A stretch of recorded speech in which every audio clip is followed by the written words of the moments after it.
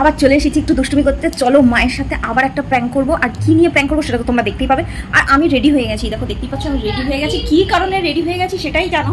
কি কারণে রেডি হয়েছি সেটা দেখো। রেডিটা হলো যে আমরা পুজো চলে এসেছে গাইস, একটু শপিং করবো না নাকি?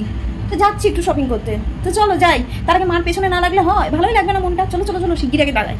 চলো চলো এবার যাওয়া যাক। মা সে ভ্যান পাওয়ার পাঠানোর কথা কোথায়? আস্তে আস্তে চল হেঁটে যাই। কোথায় যাচ্ছে এখন? কি করতে? কি করতে যাবা?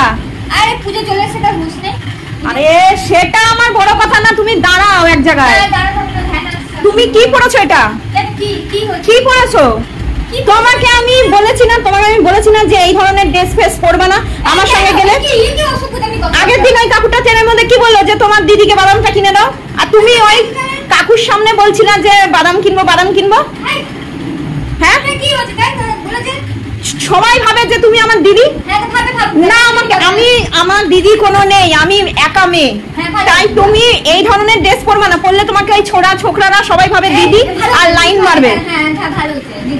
হ্যাঁ তোমার এই স্বভাবগুলো ভালো না। তুমি দেখি কিরকম সেরেছো একটু দেখি। সোজা দাঁড়াও দেখি। তোমার লাইন মানে সবাই তালা দিয়ে কি গাইস আমার উপরে এরকম অত্যাচার করে তালা।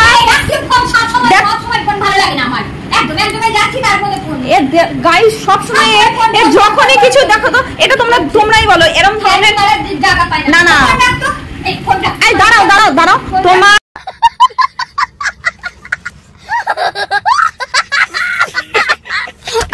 তোমার এরকম যখনই আমি কোথাও নিয়ে বেরোই তুমি চুড়িদার পরবা না, তুমি শাড়ি পরবা। মা দাঁড়াও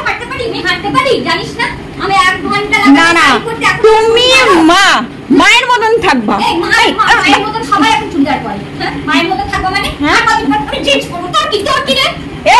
আমার কার্ডটা ফ্লিপকার্ট থেকে আমি কিন্তু অর্ডার দিয়েছিলাম, এটা তুমি বার করে দিয়েছো, নষ্ট করে যাবে।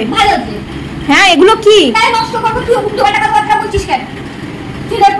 আমি এমনি হাঁটতে পারি না?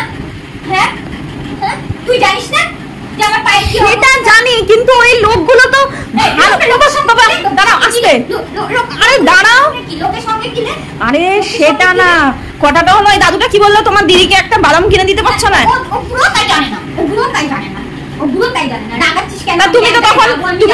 তুমি তো তখন বললা না এটা আমার মেয়ে। তুমি কি বলছো?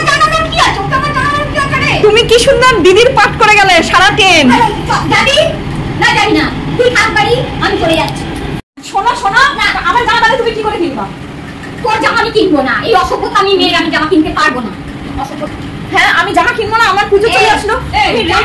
তোর জামা আমি কিনতে যাচ্ছি না। তো প্রতিদিন পার্সেল আসছে, প্রতিটা দিন একটা টাকা দিস, একটা টাকা দেয় এটা রাখিস, একটা টাকা দিস, প্রতিদিন 10-12টা পার্সেল। আমি তোমাকে অনলাইন টাকা দিয়ে দিই না? হ্যাঁ অনলাইনে টাকা দিয়ে দিস মানে টাকা দাও, আমি জামা কিনে নিয়ে তারপরে দিয়ে দেবো।